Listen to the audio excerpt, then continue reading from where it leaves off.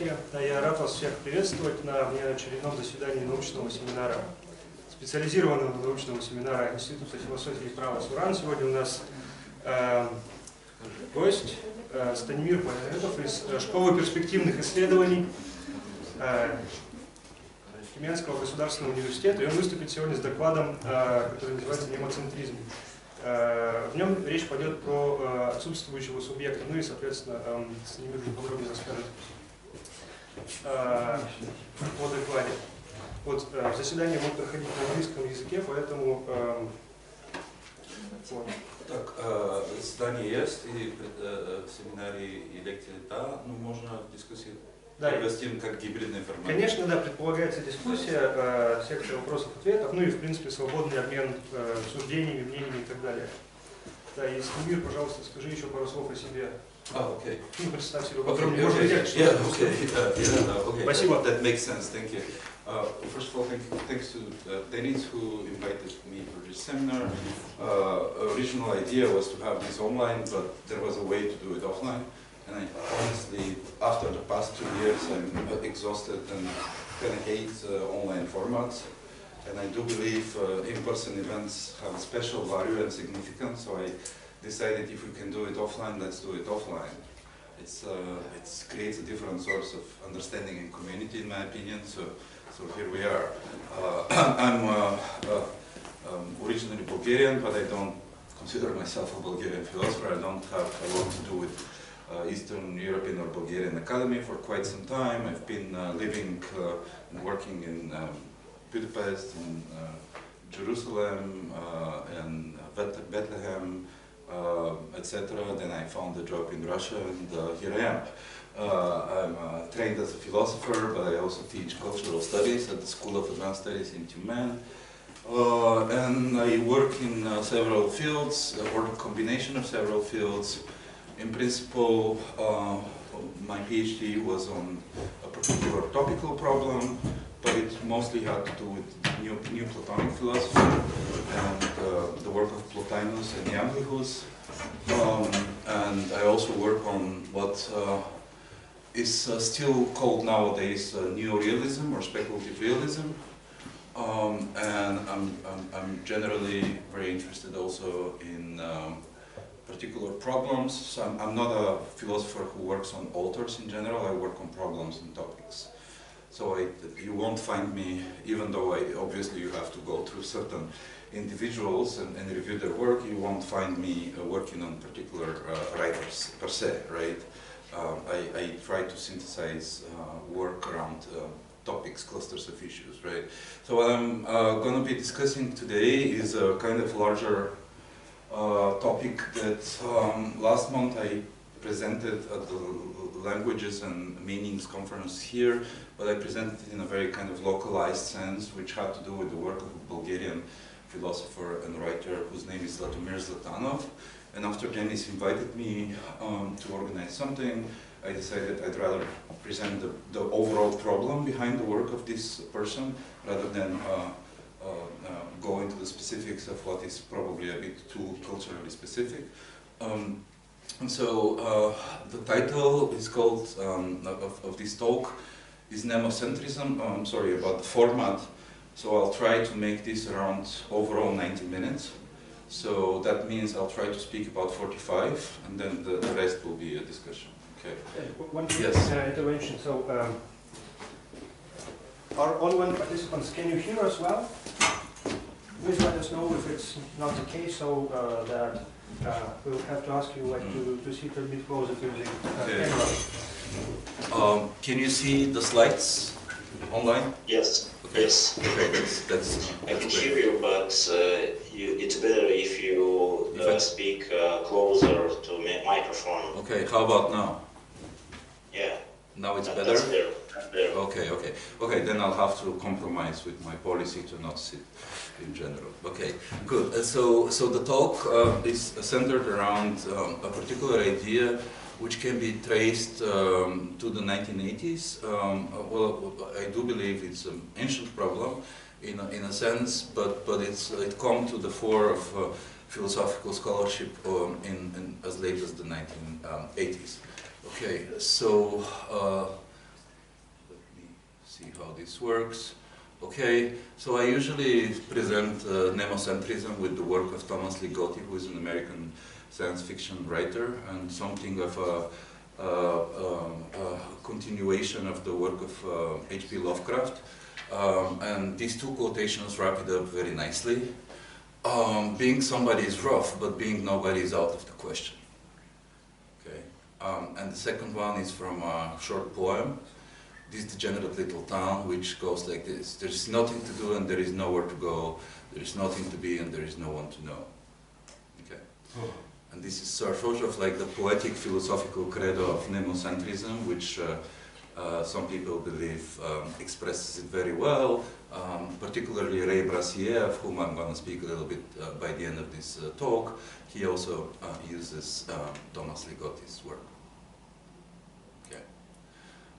So what is this term to begin with?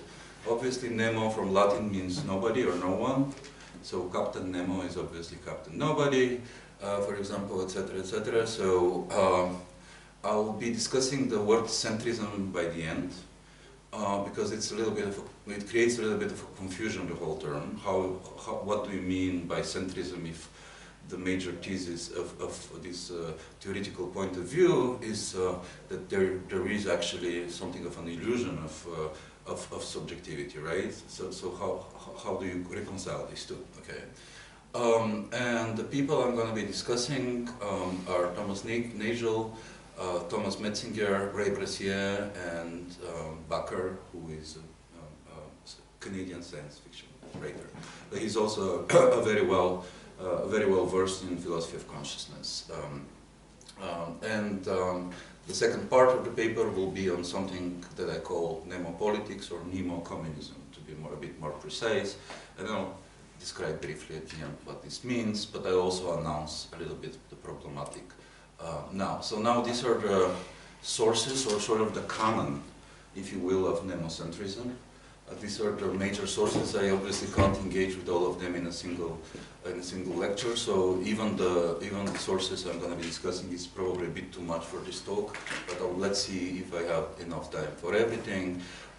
Nagel's famous book, The View from Nowhere, is very important.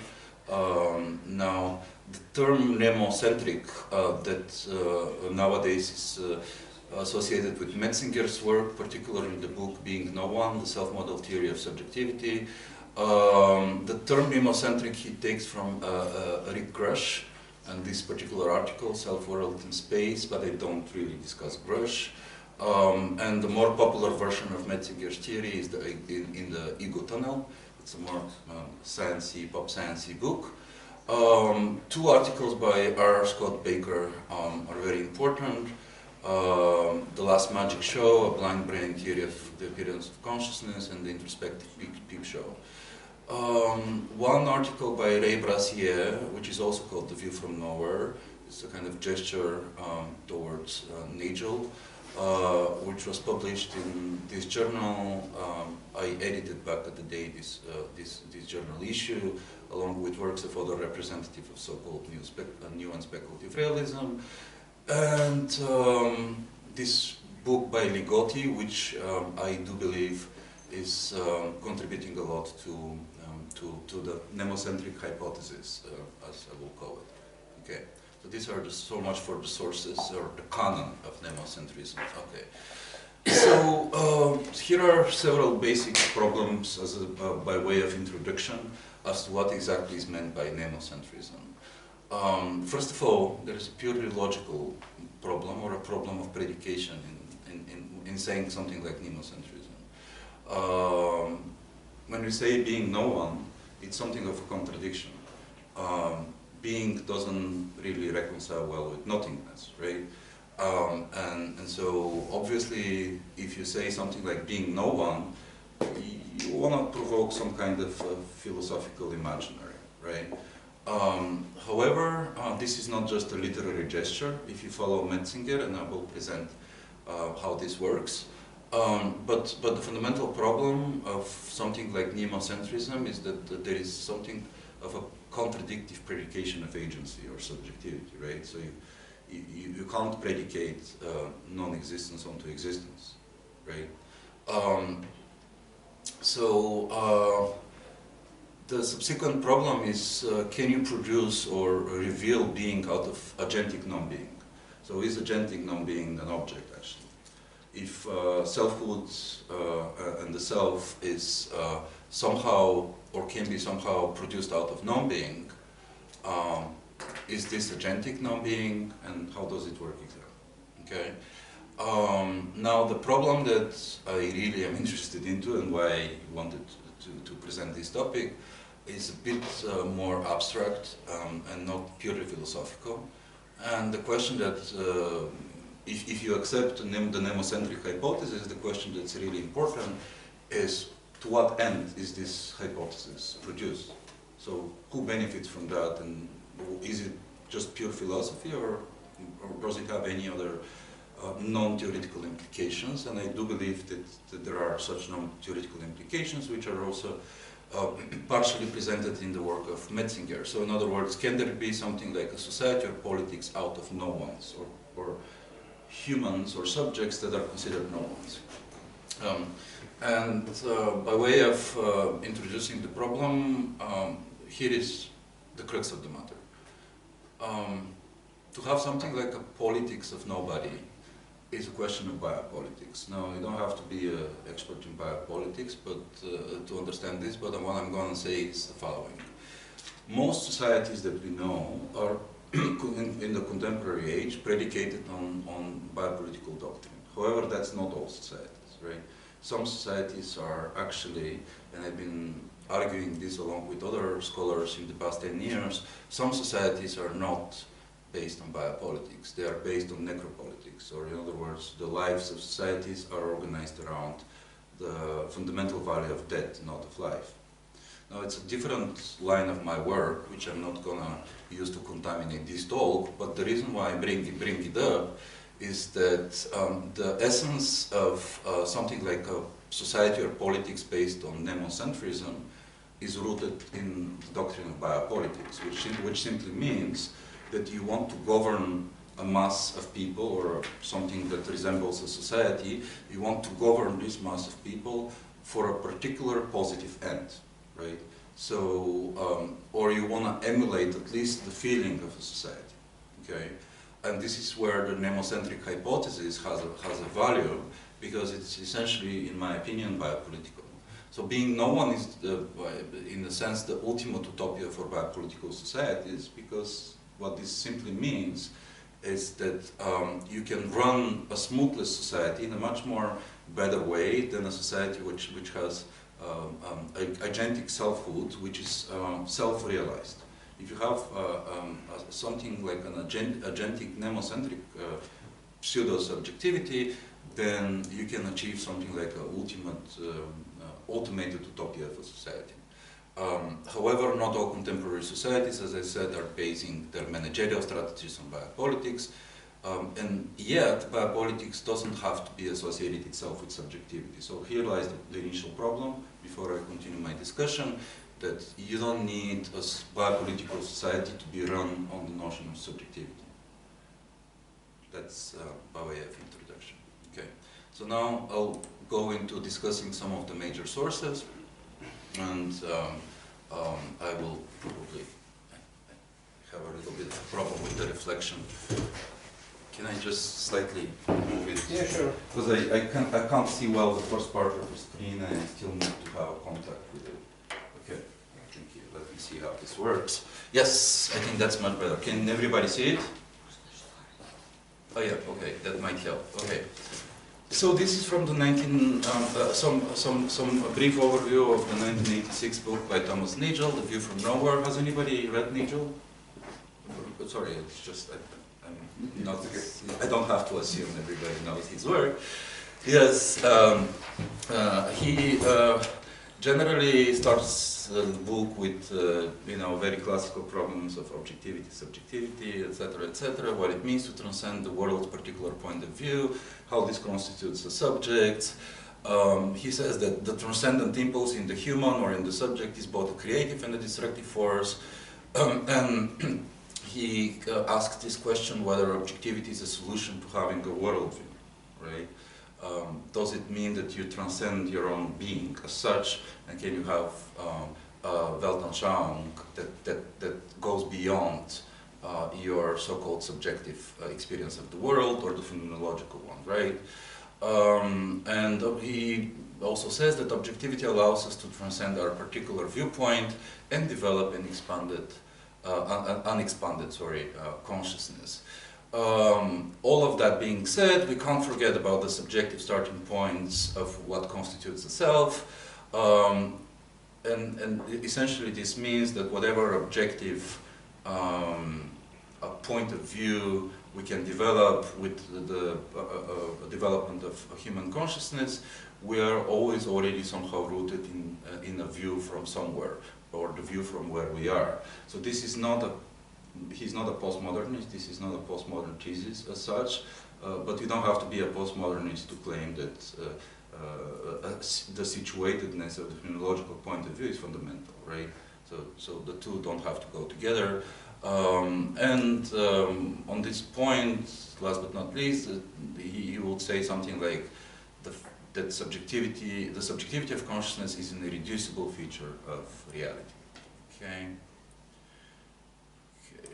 So then it's probably important to actually look at what it means to be somebody or someone before we continue. And he has a very nice and succinct account on what it means to be someone.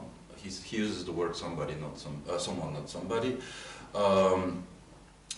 This means that one cannot be completely subdued by the physical conception of objectivity, first and foremost. He does claim that while you can be somebody or a subject, there is something of a centerless world. Okay? So there is a world without a center, which exists independently out of us.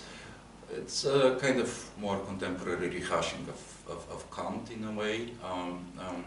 So he does ask a question, the very pertinent question, how can I be a particular person? Or more precisely, how can a particular person be me, and how can I be merely a particular person?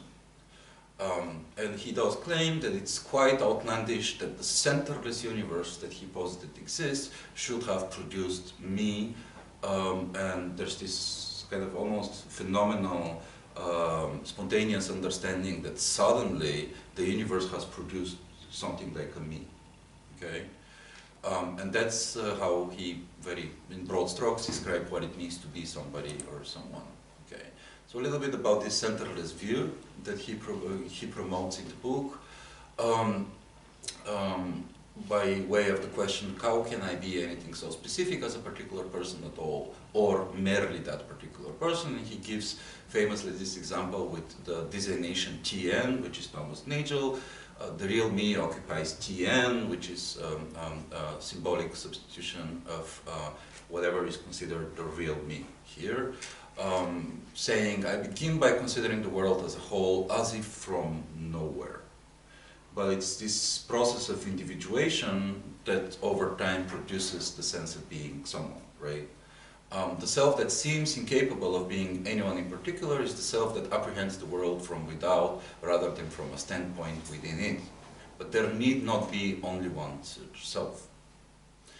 And two other major points on the problem of the centerless view. On page 61 he says, I have no particular point of view at all, but apprehend the world as centerless. This of course implies a certain step-by-step approach whereby in order to, you can't just directly jump into apprehending the world as centerless, you first have to go through a process of individuation. One good example that sometimes people in the know give about this is psychosis. So psychosis is a state of, is a mental disorder or a state of mental affairs whereby you can never go from mania to depression. You have to, first you have to always undergo through clinical depression so that you go to something like a maniac state. So in other words, it's from hypo to hyper, right? So first you have the hypomania in psychiatry, and then you have the hypermania, which is the actual manic episode, right? So it's a demonstration of something like that. of this kind of gradual approach. He also asked this question: how do I abstract the objective self from the person that is designated by the designation Tn? And the answer is very much through phenomenal experience and data. Okay. Good. And a little bit more on the objective self. He says that the objective self should be able to deal with experiences from any point of view, which is something of a long stretch. We can discuss that. Like, I personally am not sure about this. It is the perspectiveless subject that constructs a centerless conception of the world. So again, first you have to have a focalization and individuation of the subject to arrive at this perspectiveless subject. Then he says the objective self is only part of the point of view of an ordinary person, and finally it is an inflection with a particular human view. So never forget that you are a human, however banal this sounds. Now let's switch to Thomas Metzinger's work, who is represented here by two books. I use both of them for this presentation, Being No One and the Ego Tunnel. Now, this is sort of a larger point that has to do with both books and his philosophy in general. Has anybody worked or read anything by Metzinger? Okay, just to have a sense of whether there's somebody into his work. So a lot of philosophy, contemporary philosophy of consciousness relies on this rather materialistic view, which is quite consensual in neurosciences, which is the so-called neurocorrelative consciousness, which is a very kind of vulgarized version of trying to explain what is human consciousness. It's very materialistic in general, and it posits that for everything that corresponds to our conscious behavior, there is a neural correlate. In other words, there's something in the brain that hasn't been discovered yet or has been discovered, right? And we can map, so it's a topological version of subjectivity, the neural correlative consciousness. In other words, you can map everything from human essence and behavior and subjectivity onto whatever the brain is, right? So it's quite a vulgar materialistic philosophy of consciousness, which is, so he defines it as a set of neurofunctional properties in the brain sufficient to bring about a conscious experience. There's two types of NCC, a specific NCC, for example, the redness of the rose, or for the rose as a whole. There's a global NCC, which usually is applied to the notion of subjectivity, which is a larger set of neural properties underlying consciousness as a whole, the totality of everything you subjectively feel. And this later on is connected to the so-called phenomenal self-model, which I'll explain in a moment, which generally produces what he intends to call the illusion of subjectivity or selfhood, right? So the combination of this nemocentric universe that Metzinger propagates, so the formula is neural correlate of consciousness plus phenomenal self-model. I will explain in a moment the phenomenal self-model. And so the question here is, what if the self makes it impossible to look at ourselves as selves? And this is even possible to ask against the background of all philosophy of consciousness that we know so far. So in other words, it doesn't matter whether you can be self-aware. What matters is that there is a certain non-transparency to how the self is being produced as such. Okay, so that's kind of the formula, the NCC plus PSM.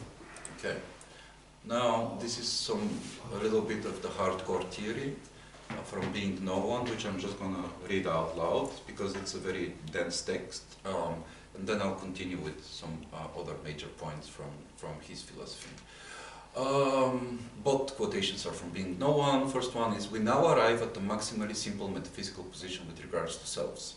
No such things as selves exist in the world. So this is the nemocentric thesis, okay? At least their existence does not have to be presupposed in any rational and truly explanatory theory. And then let's look at what he calls phenomenal selfhood. A bit later I'll speak about phenomenal self-model. Phenomenal selfhood originates in a lack of attentional, subsymbolic self-knowledge. Phenomenal transparency is a special kind of darkness. So this transparency is a big problem for him. Perhaps, unfortunately, the responsibility of academic philosophy also consists in telling people what they don't want to hear. Biological evolution is not something to be glorified. It is blind, driven by chance, and it has no mercy. In particular, it's the process that exploits and sacrifices individuals. As soon as individual organisms start to consciously represent themselves as individuals, this fact will inevitably be reflected in countless facets on the level of phenomenal experience itself. Therefore, defining our own goals involves emancipating ourselves from this evolutionary process, which over millions of years has shaped the micro-functional landscape of our brains and the representational architecture of our conscious minds. Right. So if you want, later on we can go back during the discussion to these quotations, because some of them are not obviously very much easy to explicate. Phenomenal selfhood, the concept of phenomenal selfhood itself is somewhat challenging to comprehend. Now let's look at the phenomenal self model that Metzinger posits. In general, phenomenal self model is your sort of phenomenal proprioception as a body. It's not super complicated, right? It's the conscious model of the organism as a whole that is activated by the brain. This is what he says. And then a quotation from the ego tunnel: whatever is part of your PSM phenomenal self model is endowed with a feeling of mindness, a conscious sense of ownership. It is experienced as your limb, your tactile sensation, your feeling, your body, or your thought. So, very importantly, in this sequence, you can obviously see that the neural correlate of consciousness is present all along, because he wouldn't make a dualism, like any dramatic dualism, obviously, between feeling, sensation, body, so in other words, the phenomenological plane, and thought, right? So for him, it goes together, and of course, there's nothing specially unique about this view, because it's been held since Spinoza probably onwards, but you know, Spinoza wasn't into neurosciences and neurophilosophy, right? So it was a different age, right? And with respect to the whatever he considers a nemocentric pseudo-subjectivity, the question is this: isn't there something like global ownership, a deeper sense of selfhood having to do with owning and controlling your body as a whole? So this is not about experiencing yourself as a localized version of a global selfhood. It's about experiencing something like a global subject that is not just you, right? So he's not, in other words, talking about individuation as such. This is not the process of individuation he's discussing. And then purely from a kind of purely more psychological perspective, he defines the phenomenal ego as the internal image of the person as a whole, okay? But it's just an internalized version of your phenomenal self-perception, okay? Okay. Good. Now there is this famous problem of the transparency of the phenomenal self-model. This is where things are really kind of confusing and very challenging to understand, and I also think to explain and discuss. Because it's not, Metzinger is not the first one to discuss, I believe, this problem at any rate. So here is what he says on the problem. We are unable to experience and introspectively recognize our self-models as models. So the problem is not whether you're self-aware or conscious of your consciousness. This isn't enough to break the so-called transparency of the phenomenal self-model. We're unaware of the medium through which information reaches us. So even if you understand very well and trust the model of the neural correlate of consciousness, this still isn't the answer, so to speak, because you can't claim that this kind of materialistic version of explaining consciousness is the medium through which information reaches the sense of self. So, in other words, the correlate itself cannot be the explanation itself. We do not see neurons, but only what they represent for us. So again, this is about the NCC. And at the end, there's this thing which calls the ego tunnel, which simply means it constitutes a kind of pseudo-tunnel through reality that makes us live through our day-to-day life, but it's a representation of a representation of a representation. It's not the reality itself, right?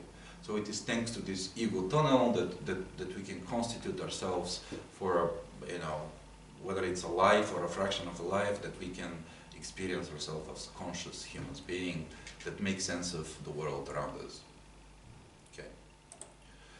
And some more ideas from the ego tunnel. I think I don't have the time to show you the video about the rubber hand illusion, but it's a famous experiment where you can actually feel an external limb as your own limb. Probably I see some people already know this, okay, so let's not go to that. He gives this rubber hand illusion as this experiment as a particular manifestation of something of the centerless universe that Nagel also talks about, right? And he asked the question, could the entire self be transposed to a location outside the body? In other words, if the limb, rubber hand limb experiment works, maybe there is a way that the entire self can be externalized, and yet you still can have the human subject as embodied, and yet you still can kind of project that subject on an entirely different plane. In other words, some kind of disembodied kind of neuronal projection of a selfhood. Okay, it's a little bit of a sci-fi, and there's nothing weird about it. But most of the writers I discuss, including Baker, do entertain themselves with science fiction-y kind of scenarios. And last but not least, conscious experience is like this particular ego tunnel. Okay. The question here is, who lives in this tunnel? Is it us? Is it the self that we experience as phenomenal selves, or something else? And what's important here is to understand that his definition of experience, or lived human experience, is also very materialistic, and I would say very reductivist. He basically says his definition of experience is its biological data format. So he's really very invested in the idea that only through neurobiological data and therefore through neuroscientific and neurophilosophical interpretation we can understand the human experience of selfhood. But it is not a self, right? So this definition of experience does not make an identity between the biological data and the notion of a self. Everything all of that is filtered to produce the notion of a selfhood, and it relies on something that he calls the minimum correlate of consciousness. Okay. Good. This is from being no one. I want to go back a little bit to this problem of the phenomenally transparent self-model. He also calls it naive realistic self-misunderstanding. Okay, so it's a question of naive realism in a way, right? And I got some quotations. So first one is the representational character of the concepts of self-consciousness is not accessible to subjective experience. Then he goes on to state that the content seems to be fixed on the I in no possible context. Okay? And then finally, an integrated form of presentational content which phenomenologically has nothing representational, inferential or cognitive about it. So this whole thing, this whole structure and schema of the phenomenally transparent self-model is kind of like a more sciencey version of saying, he's a Buddhist, by the way, you know, the self doesn't exist, right? So, you know, if you just want to understand nemocentrism, why don't you just do Buddhism then, right? You know, there's also that problem, and he talks about it in a lecture elsewhere. Okay. Good. A little bit about the transparency problem, because I think it's one of the most important issues in his philosophy. So he, largely speaking, differentiates between these two realities. The egocentric reality, Nagel also talks about it, which is the body as the origin for behavioral space that determines the I. Okay? It's sort of like the phenomenal selfhood. And then you have the nemocentric reality, which is globally available center that doesn't provide selfhood. Right? It is sort of like a larger than life structure, but it's not the selfhood as such, but it is through this structure that we can potentially project something like the phantom limb on a global macro level. Okay.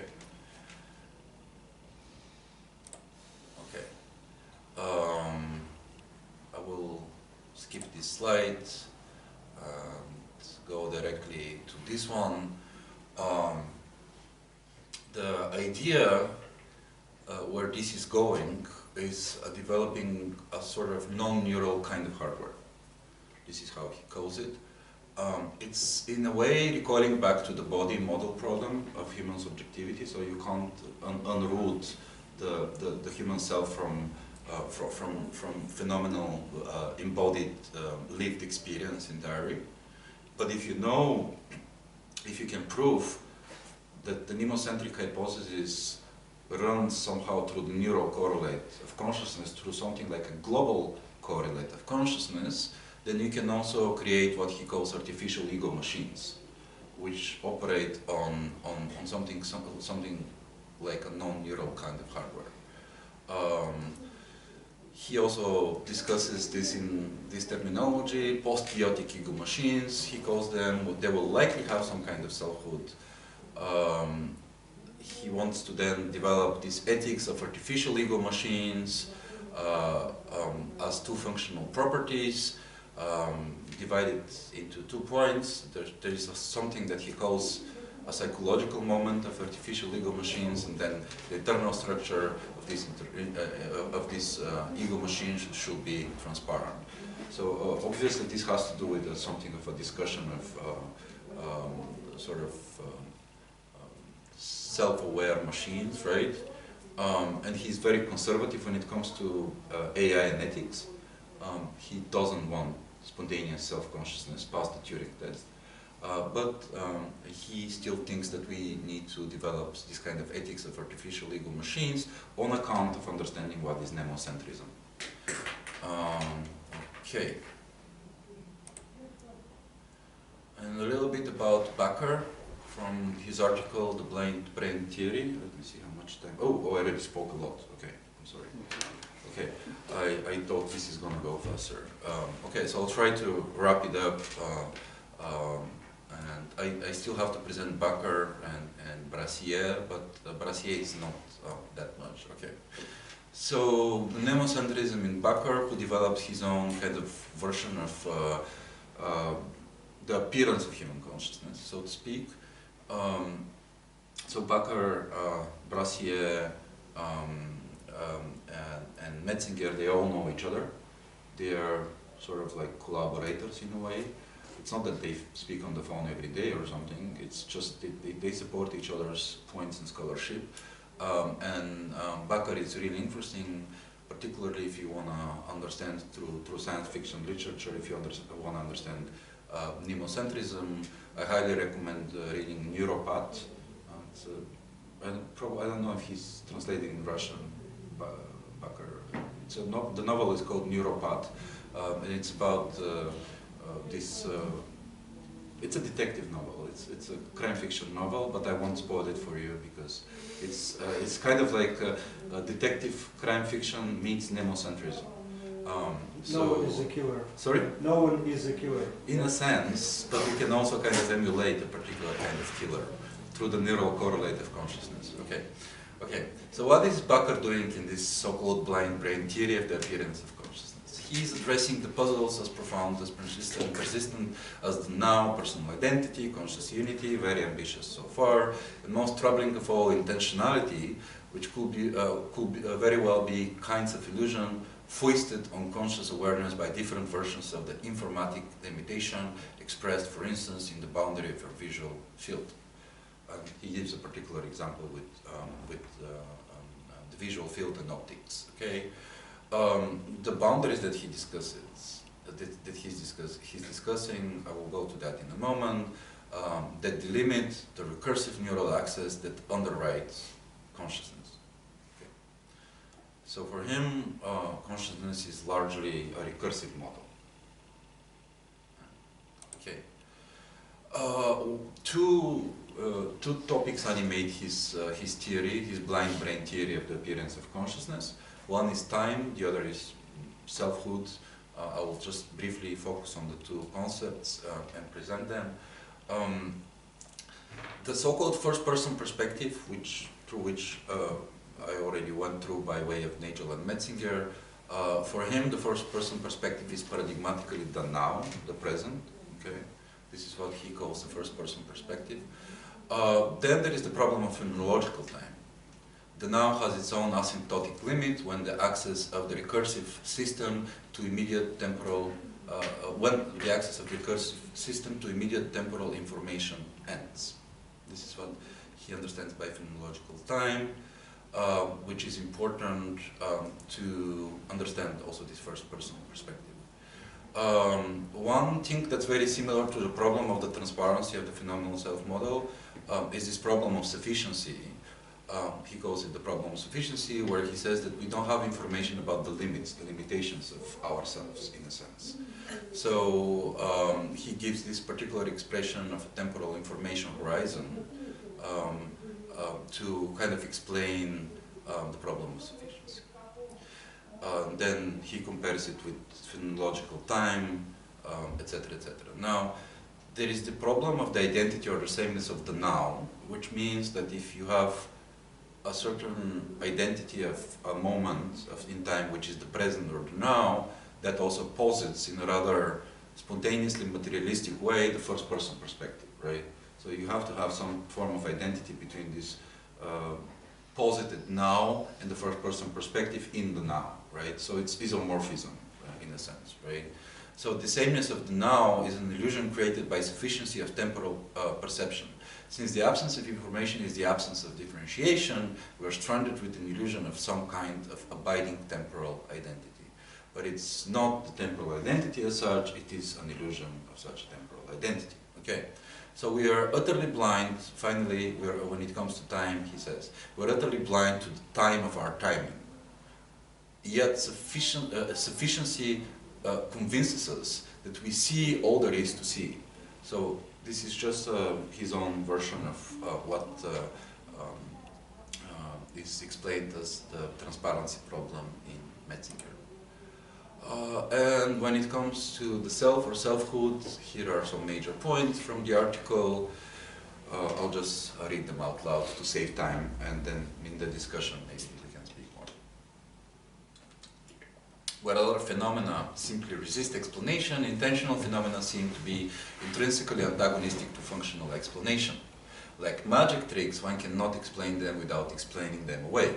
So the explanation sooner or later, in other words, becomes obsolete because it's like a recursive system. It can sort of leave its own self-representation. The now is also coextensive with the self, as I discussed. Similar to the now, the self is always the same, since we lack the information of self. Sorry, this should be self-differentiation, my mistake. And finally, once the now is revealed as a structural expression of encapsulation, which is to say nothing in particular, then it becomes something that other apparent features of consciousness can service, like selfhood. But again, this selfhood is just an illusion. Okay. And finally, the Brassier article, The View from Nowhere. I hope by now it's clear. I'm just giving 4 different versions in sequence of the same idea, which are expressed in different iterations. Brassier's article, The View from Nowhere, from 2011. So this article is from the period where Brassier was all about sellers. At some point he transitioned from continental to analytic philosophy, or some sort of weird combination of the two. He started as a non-philosopher. He did his dissertation on François Laruelle, and then he decided to work on somebody like Sellers. And so Sellers' version of the problem of nemocentrism is an iteration that goes through Nagel, Sellers, Habermas, and Metzinger. So I highly recommend the entire article. I can't obviously summarize it in 2 slides. I only have 2 slides on it, but very briefly, he bases this understanding of the view from nowhere, or nemocentric perspective, if you will, although nemocentric perspective as a term is obviously meant as a contradiction, on Sellers' division of the manifest and the scientific image of man. So the manifest image of man is a self-conscious rational agent, and the scientific image of man is something that is called a complex physical system.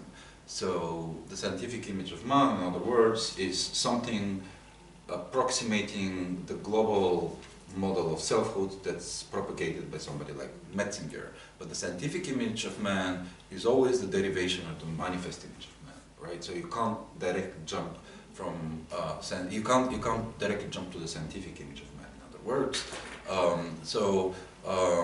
the manifest image is responsible for our self-understanding of rational subject, whereas here you have the understanding of ourselves as physical objects. So this involves self-objectification. Okay. So here are some major highlights from Brassier's article. The manifest image, in other words, is more kind of subjective version of ourselves, provides the structure within which we exercise our capacity for rational thought. The two images taken together, the manifest and the scientific, are not competing over the same territory of the subject.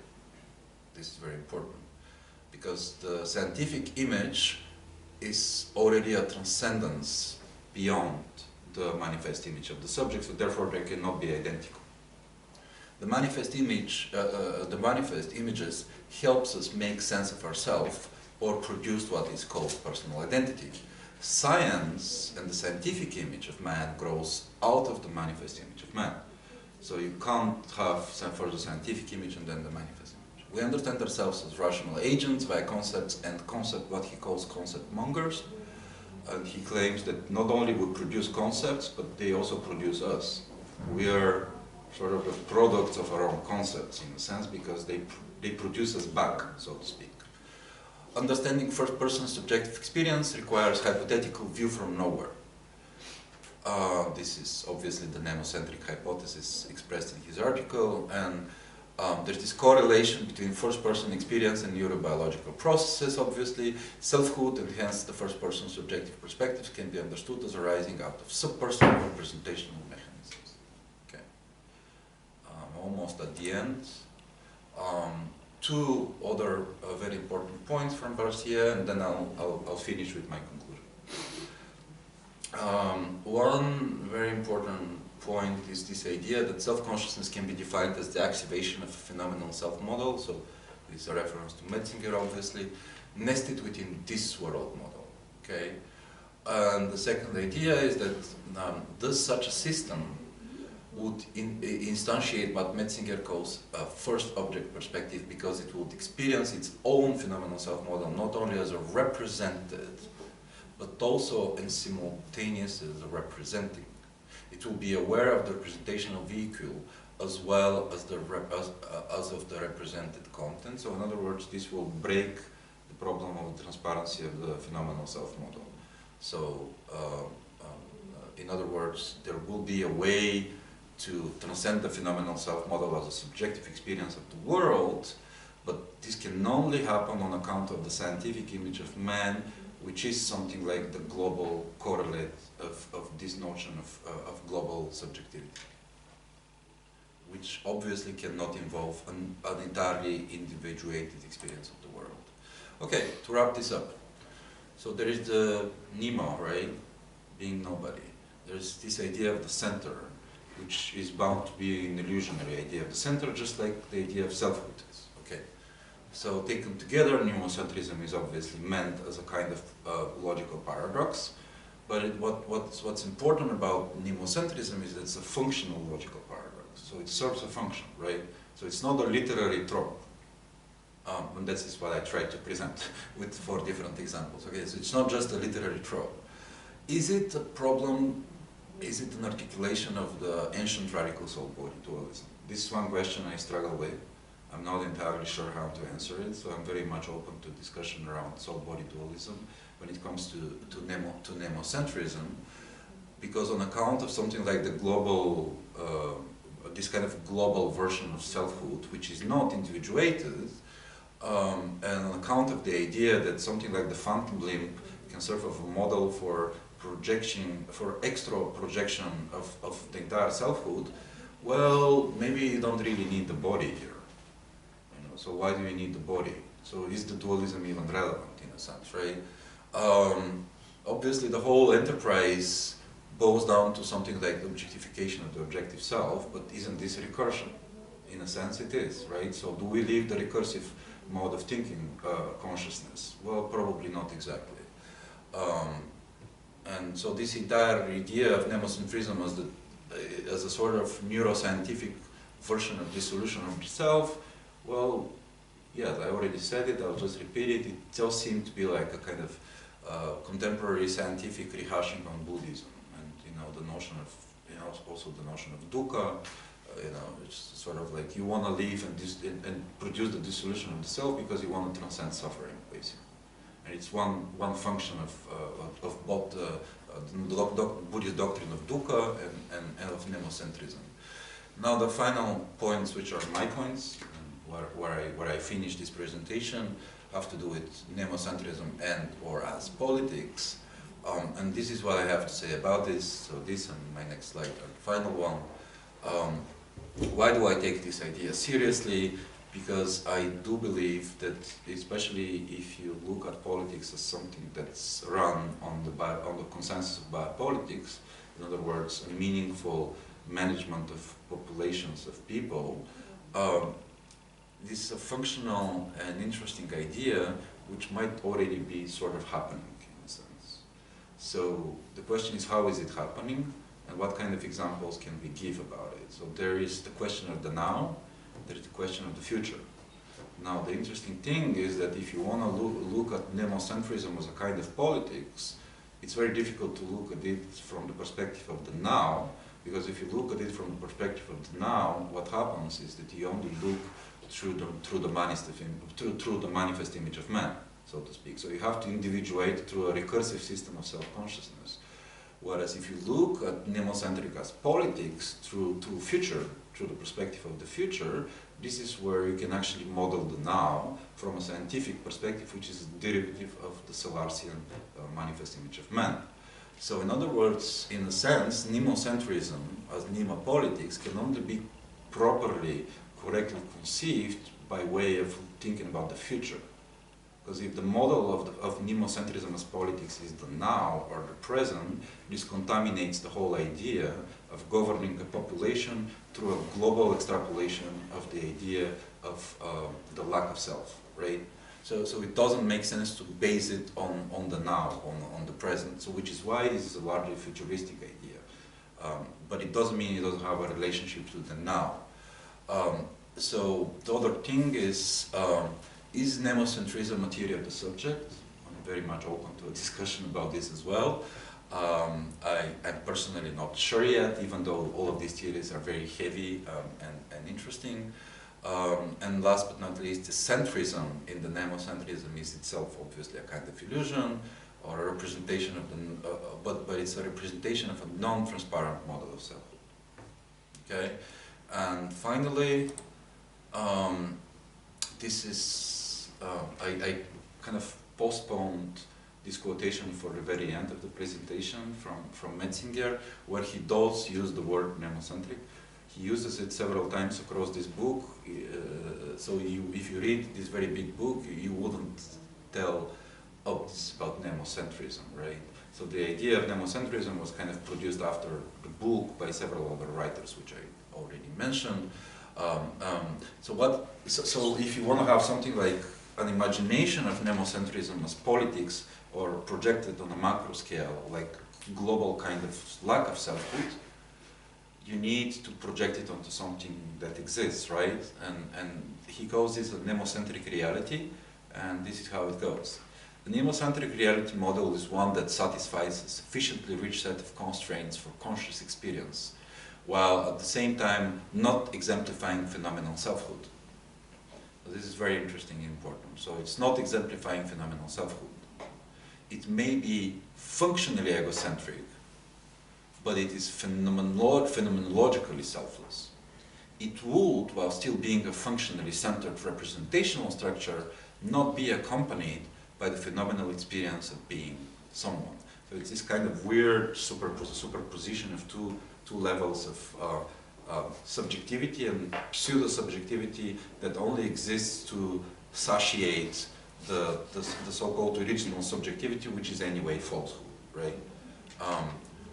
Okay.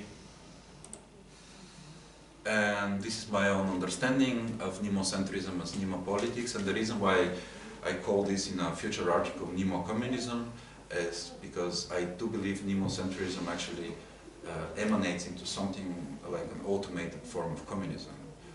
But it's not related to the mode of production.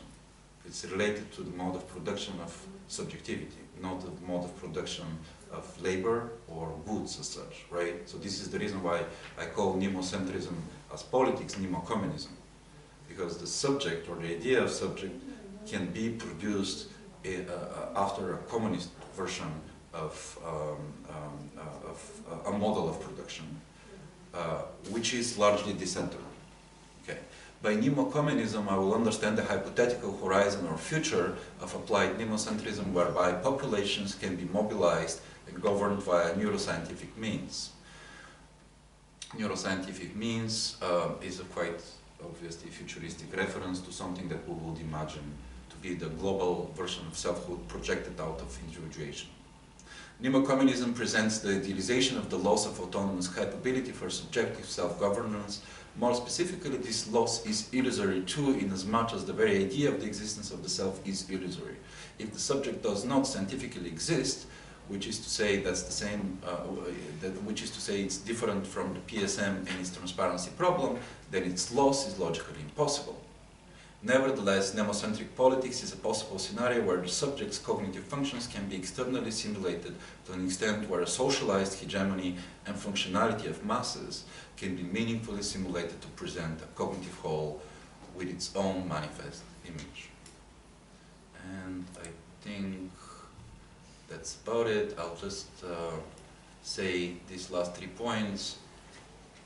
The nemocentric subject, based on what I presented, is a scientifically stylized subject.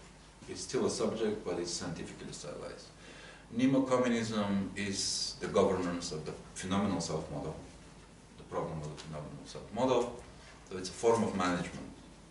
It is particularly going to be a battle over the transparency of the phenomenal self-model, as the emulation of subjectivity is going to grow along with its manipulation.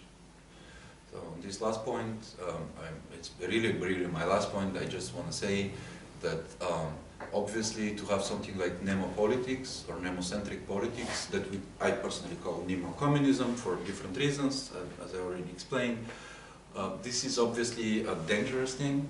It's not to be taken lightly, and I don't think it's an utopia. I don't feel it's a future to come. This is the problem of cracking the problem of human consciousness. We're not there yet. Neuroscience and neuroscientists are still at the level of correlation. They can't extrapolate meaningful data. They don't know what the consciousness is. They do thousands and hundreds of thousands of brain scans only to arrive at certain correlations. There's no causation whatsoever in neurosciences nowadays. There's only hypothesis. Nemocentrism is a kind of philosophy, an idea, especially in Metzinger, which is politically important because in the future scenario where imagine neuroscience cracks what is human consciousness, then you will immediately have a political battle over who controls the means of production of consciousness as a mass, right? So this is where this problem of nemocentrism becomes particularly sexy for politics and for what I insist is biopolitics in particular, because whoever controls the means of production of subjectivity will have an immediate access to something that I call nemocommunism. And it's again, not communism because it's going to produce some kind of communist utopia, but it's because it will be a particular mode of production of subjectivity or so-called phenomenal self-model. Thank you for your patience. I know I spoke a little bit more than I had to, and I hope it wasn't too boring. Thank you. So any questions you might have, or I can go to other slides if you need to go back to slides. Yes, thank you so much. Thank you.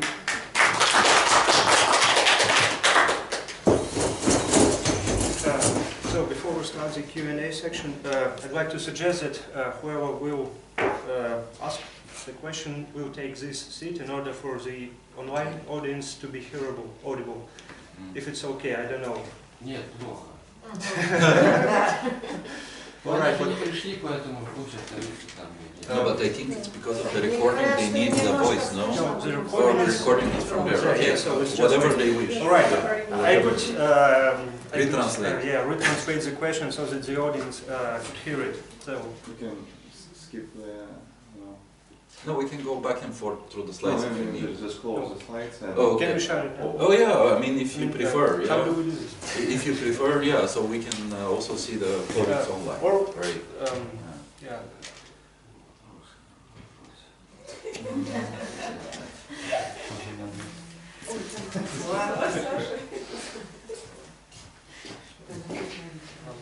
Саша отраженный бесконечный слова. So do we have any online participants apart from Alexander Nadezhda?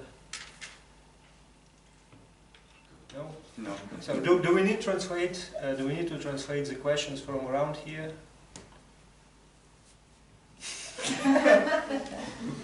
It's up to you, Denis. Yeah, right. So does anyone have questions? I have a question. Sorry to interrupt, can you just say your name because I'm My not name sure is about names? Alina. Huh? Alina. Alina, okay. Alina. Okay. I remember you from our conference, and my question. Thank you for the lecture, and I hope we will have opportunity to have your presentation. You mean the file? Share. Yeah, okay, I Can you share, can please? leave the file, yes. Okay, thank you. Yeah. And it was it was my first question. My second question. For me, it's hard to imagine that we can live without the self of ourselves. I'm bad in terms. Ну, давайте можно по-русски вопрос задайте, потом я верну по-английски. If it's okay, if you feel Yes, better yes. in expressing your question in Russian, it's also okay. I hope. I understand well, but I don't speak very well. Хорошо, thank you. Для меня кажется сложным отказаться от существенности чувства себя. Мне кажется, что вот чувство себя, чувство того, что мы являемся нами, это настолько существенно, что без него вообще смысла жить нету. Может быть, те коллеги, на которых вы опирались, или ваше мнение как-то учитывает существенность этого чувства. То есть, что это не просто какая-то там иллюзия или какой-то там нейрофеноменологический феномен, или какое-то просто то, что как некоторая данность, а это именно существенная часть человека, которая является определяющим для него в его жизни, творчестве и так далее. Или нет? Или это вот на каком-то таком вот уровне? My understanding is that from the so-called nemocentric point of view, if you can say nemocentric perspective, but for linguistic ease, let's use nemocentric perspective. From this perspective, I have to disappoint, I think, all those writers. They don't really care about the meaning of life and the meaning of selfhood. I think for them this isn't a problem. I think for them the problem is purely the process of production of the sense of self and subjectivity. And obviously when I speak about politics, I'm trying to bring back sort of the problem of the meaningfulness of life, right? Because if you only look at their work, it's not obvious at all that they want to discuss anything about the sociability of this knowledge, right? So how is this knowledge sociable and relevant to from a sociological point of view or cultural point of view, right? So I think it's not a problem of the meaning of life. So the loss of self has a purely functional state in this scholarship, and it's technically not even a loss because the nemocentric hypothesis has the pretension of being a description. So it's not a prescription, right? So to the extent to which it pretends to be claims to be a description of a state of affairs, then what is there to lament? There's not much to lament when it comes to a loss. So from this point of view, it's a very dark and devoid of feelings kind of philosophy, right? But it's not because they want to achieve this state of meaninglessness or devoidness of feeling, but it's because they believe that through neuroscientific research, particular and some psychiatric research, I didn't have time to go through this, they believe that they, on account of such examples, they can prove that all our struggles about the meaningfulness of whatever are kind of obsolete. And to the extent to which they're obsolete, and there is this kind of fundamental meaninglessness of the projection of selfhood, well, we're kind of for thousands and thousands of years just ridiculing our own knowledge of ourselves, so to speak. Thank you. Thank you. My name is Anna. Yes.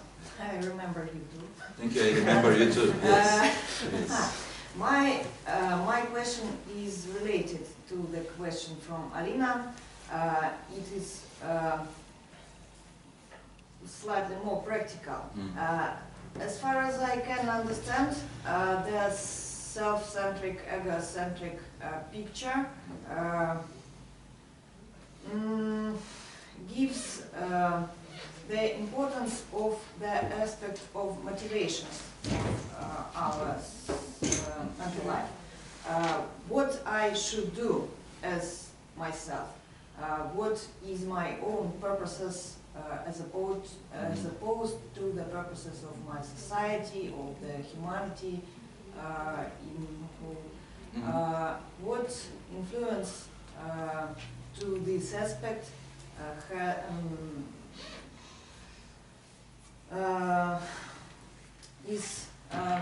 is given by the nemocentric picture that you show us.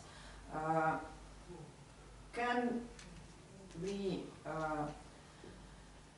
we presuppose from this picture that there are any my own purposes, there are any my own motivations, or I should reduce my motivations to the motivations of some groups?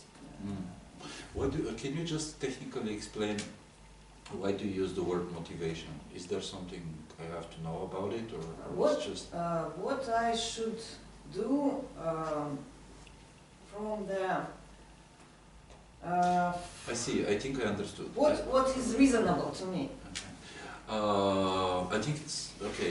I think it's a problem of ethics. What you're asking, so it's an ethical problem, if I'm correct. Maybe. Yes, it does seem like ethics and practical philosophy. Yeah. So the part about ethics that I briefly touched upon is only the part from the ego tunnel, where I briefly mentioned in one of the slides. Metzinger wants to produce this ethics of what he calls artificial ego machines, which are kind of post-bionic emulation of selfhood once sort of the enigma of consciousness is cracked. But it's only possible once, hypothetically, we can scientifically prove that being no one is a scientific thing, right? And that spontaneous consciousness out of a Turing test is possible. So it's only so this is just the minimal conditions so that I am able to answer your question. I am not honestly quite sure that Metzinger, because he's the only one of those writers who produces any ethical theory in the ego tunnel. I'm honestly not sure if he wants to do something more different than classical type of Isaac Asimov kind of ethics, right? Because he's very conservative when it comes to what these artificial ego machines should do, and he clearly states that they shouldn't have the freedom that human agents are endowed with. But at the same time, he doesn't also say what should we do with human freedom, right? So it's I think it's a matter of kind of it's not a problem of contradiction. It's just you only have one lifetime to explain all things you want to explain. And I think, of course, he's fallible for, I think, not being able to relate nemocentrism to the problem of human will and human freedom, right? But but anyway, if your entire philosophy swirls around, like he does, around the idea of the neural correlate of consciousness, you will sooner or later end up with anti-determinist point of view. And you will sooner or later have to say that the human will doesn't exist. So what you're left with, motivation-wise, is projecting an illusion of a will from a bionic to post-bionic self, basically. So whatever he calls artificial ego machines, it's maybe just a nice expression for a sentient robot, probably. Whatever he calls that is just an extrapolation of bionic to post-bionic, in a sense. So I'm afraid, you know, he's not very human in this regard. You know, he's not very much concerned with the practical, ethical questions. But it's obviously interesting for us to, you know, somehow discuss what the implications will be. What do you think the implications will be? I don't know. I don't have to have the answer probably, but only from his perspective I can explain it, right? But yeah. He's probably too Buddhistic or something like that. Yeah, I don't know. I mean, his Buddhism is all good and nice, but it's, you know, even Buddhism is not so dark in a sense, right? У меня есть еще один вопрос, я задам его по-русски. Давай. Я немножко интересуюсь описаниями, значит, различных психологических последствий различных нейрозаболеваний. И вот, значит, как мне помнится, в качестве одного из симптомов шизофрении описывалось состояние деперсонализации, которая чаще всего еще дереализацией сопровождается.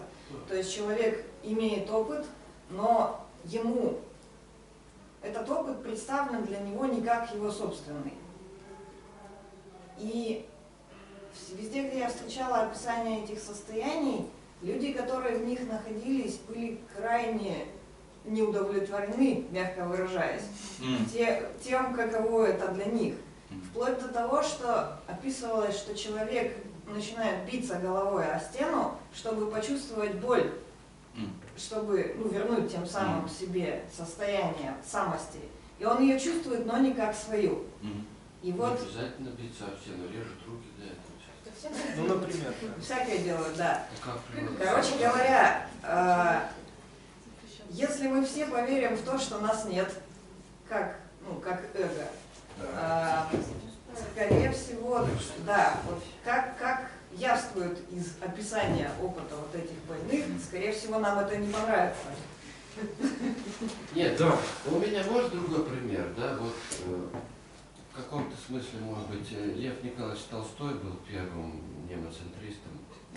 У него в дневниках есть интересные записи позднего Толстого, где он за что-то сам на себя ругается и потом добавляет: а не ври, не ты Толстой, а я настоящий Толстой. В этом смысле для Толстого в его опыте очевидным было какое-то различие между тем, что можно назвать self, и той какой-то наблюдающей инстанцией, которая на самом деле не имеет никакого имени, которая как бы никто. Может, это как раз трансцендентальный субъект или некое подобие совести? Я не думаю, что... Нет, ни в коем случае. Вот именно никто. Я думаю, что там вот, где Толстой говорит, что вот он и есть Толстой настоящий, там как раз не может быть и речи о каком бы то ни было self. Может быть, там можно говорить про me, но там остается чистая инстанция наблюдения, которая никто. Вот Толстой считает, что он как таковой есть вот это самое наблюдающее никто, а не человек, который испытывает какие-то вот персонализированные переживания, у которого есть некое эго, характер, ну все что угодно, что можно поместить в self. То есть для Толстого это какой-то очевидный опыт, и это явно не опыт шизофреника. То есть в каком-то смысле Толстой знает, что он никто, что вот он, его нельзя как бы, как это сказать, ну, явно Толстой выпадает из разного рода машин субъективации. То есть все, что могло бы представить Толстого в качестве субъекта, Толстой от этого откажется. То есть он скажет, нет, это не я. Вот это толстовское не я почти буддийское на самом деле. No, you can say the same for Fichte, I guess. You know. Да, It's not that да, different. конечно. You know. Да, это, ну, Трансцендентальное единство перцепции. No, what you're describing can be indeed in Tolstoy, as anecdotal as it is, can only up to a point serve the purposes of describing nemocentrism, in my opinion, because what you were describing, I think, in this experience that you give an example from Tolstoy, is a field of experience, illusionary or not, it doesn't matter, which can be divided into the non-transparent and the transparent experience of the phenomenal self-model. So the non-transparent is this lack of self, which objectifies the self as an object, right? But they are still within but the two levels of what you're describing, it is still within the limitations of the phenomenal self-perception. What nemocentrism and these guys are trying to present is they're trying to say that there is a way of the illusion of selfhood that can be still experienced, even though it is an illusion of selfhood, beyond the limitations of phenomenal selfhood and its transparency problem. So there is a difference between this kind of objectification of the self as an object and the sort of objectification of the lack of self as an object, which is strictly speaking nemocentrism. So the example is enticing and it's nice, but it's not very correct in a sense. Because what I was trying to present and what they're trying to push for as a thesis is very almost radical and mysterious for the simple reason that it doesn't conform to, for example, ontology versus phenomenology. It's completely out of whack in a sense, right? Because that's why it's futuristic. That's why I say it's important to think of it beyond the now, because the now doesn't. The now can only give us the experience of imagining ourselves as transparent and non-transparent. Whereas if you think about being nobody or being no one through the perspective of a future Tolstoy who objectifies himself in some way as an object, that will be a nemocentric description. But within the moment of the now, within the temporal horizon, Bakker's point of view, within the temporal horizon, which is a sequence, right? No matter what the model is, right, of the sequence, within the temporal horizon you can't even possibly conceive this bifurcation of subjectivity. So in a sense I understand what you're saying, but it's too human. It's too human. So the problem is that this phenomenal self-model, which explains human consciousness, is all too human. And what their point is, Metzinger, Ligotti even in fiction, etc., but their point is we're absolutely not human when we are so-called self. So the real transcendence is not about machines or robots. The real transcendence of ourselves lies within our absolutely mysterious self-production as nobodies. And this is where it gets really kind of different and interesting. And well, I'm glad you brought this example because, not because I want to refute you or something, but because it serves well to point out the differences between ontology, phenomenology, how nemocentrism actually can function within it. And I understand a lot of this is very speculative because there's not a neural correlate behind it, practically. I mean, there's no like a materialist theory that will eventually prove it, even though at the end, you know, if you want to prove nemocentrism, at some point you will have to, you know, bow down to science. You will have to just have the philosopher go to the neuroscientist and pray to the neuroscientist, please find me the neural correlate of nemocentrism. so that I can prove my philosophy is right. You know. But even though it's very materialistic at its essence, it's also quite mysterious in this sense. Но, с другой стороны, ну, в каком-то смысле, вот, то есть, вот как Денис заметил про трансцендентальный субъект, если, в общем, как-то понимать этого Толстого наблюдателя и Толстого как наблюдателя через трансцендентальный субъект, то получается как раз, что примерно нерелевантный, да? Но в каком-то смысле, почему бы все-таки не предположить, что Толстой ну, практиковал производство себя в качестве никого? То есть, почему мы намеренно исключаем такую возможность? И, ну, то есть это же вопрос интерпретации или нет? Because your description says so. Потому что мое описание, да, ну хорошо. Because your description describes precisely what nemocentrism is supposed not to be, in a sense, right? Now, there is, of course, then of course you will very legitimately ask the big question, which is how do you describe nemocentrism from a nemocentric point of view, right? And this is where I can't really say anything, and I don't think even Metzinger can respond to this question. But the idea is there, and it's not as revolutionary, but it's qualitatively described. This quote about nemocentric reality, for example, it qualitatively describes something that I think is relatively recent. So in general, I'm very aggressive and very skeptical towards philosophers who come and say, I've discovered something new. I'm very skeptical about this, and I don't buy easily into new production of knowledge, right?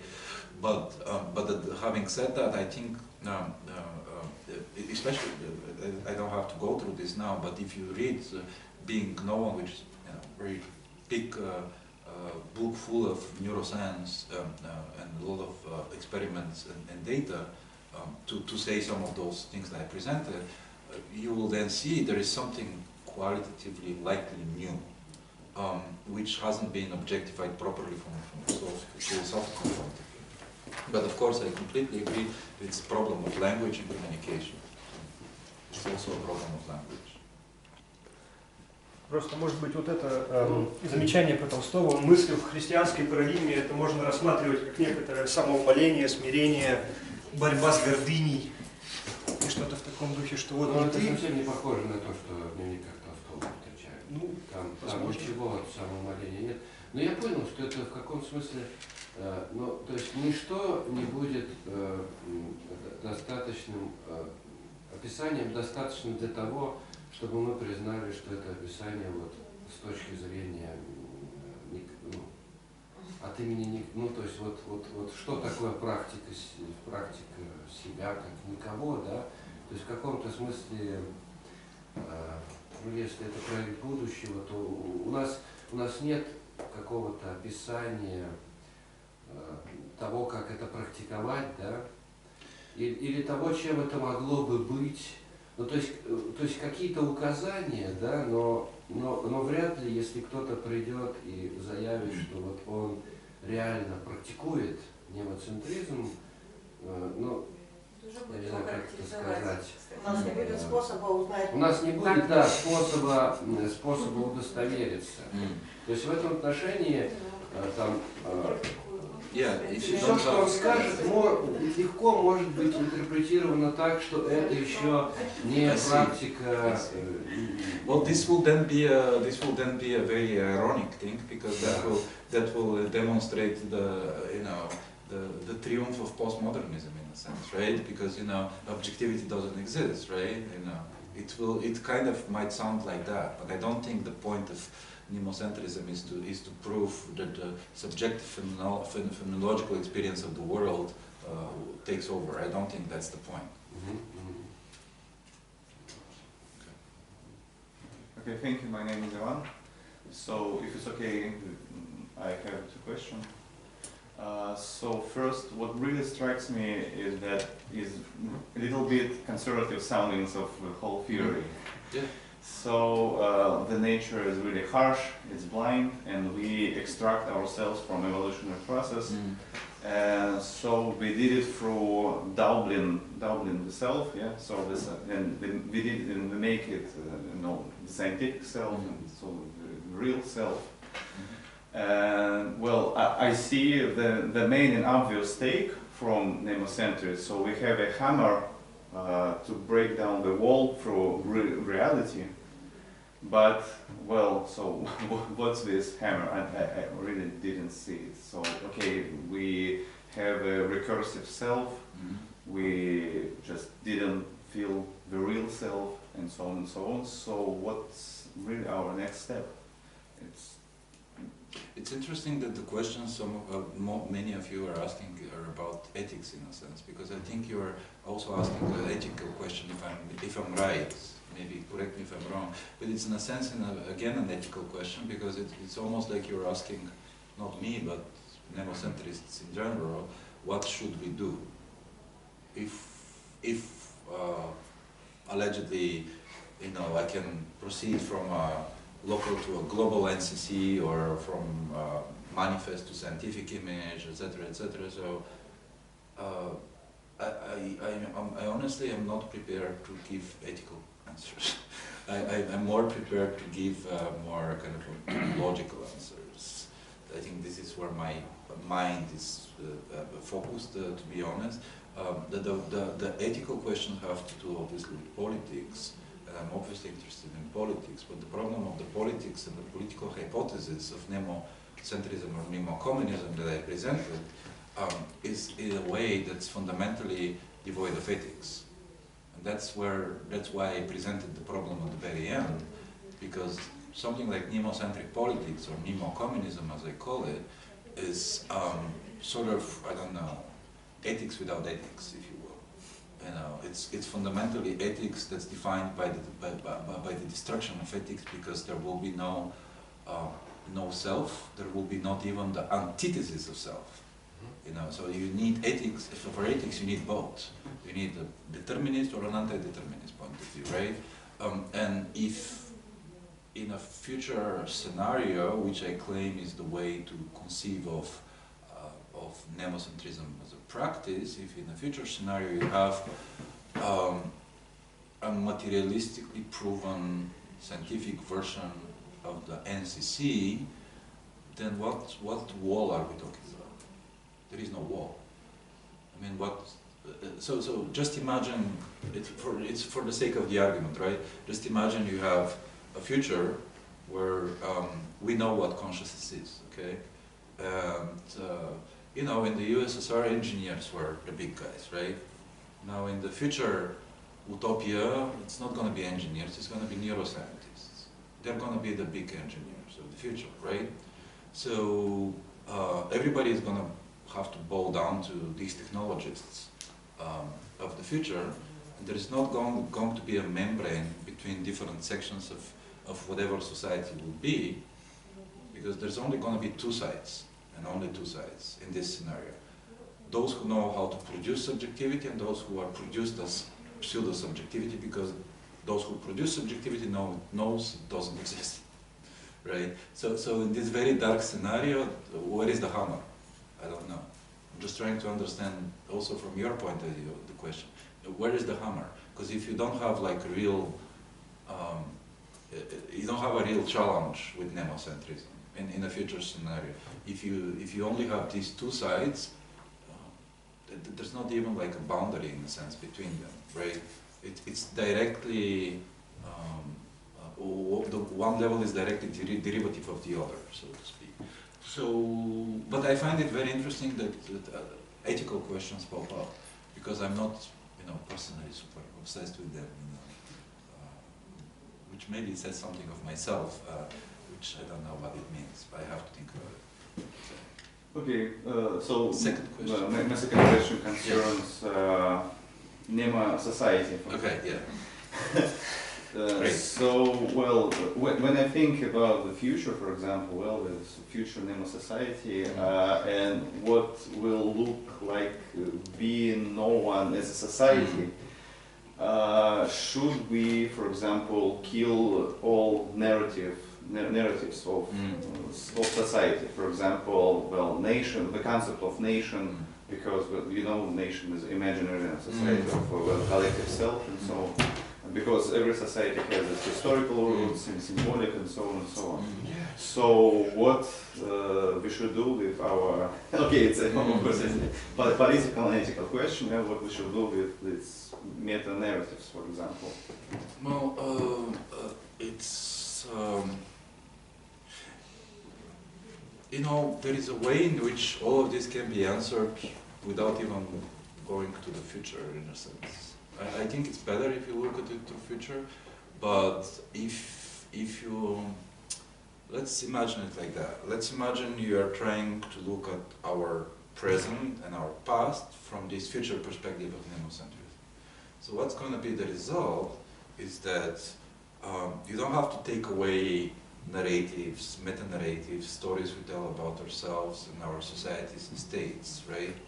All you have to do, if you want to apply nemocentrism in this way, is think of ourselves in the past, for example, as blind evolutionary machines. So basically, the position will be, of nemocentrism will be, well, the entire course of human recorded, at least recorded history, is blind evolutionary process of meta-narrative survival. So the survival of the human species fundamentally is hell-bent and dependent on telling yourself a story of which you are aware that you are not the subject. So the big question here is whether this makes difference or not.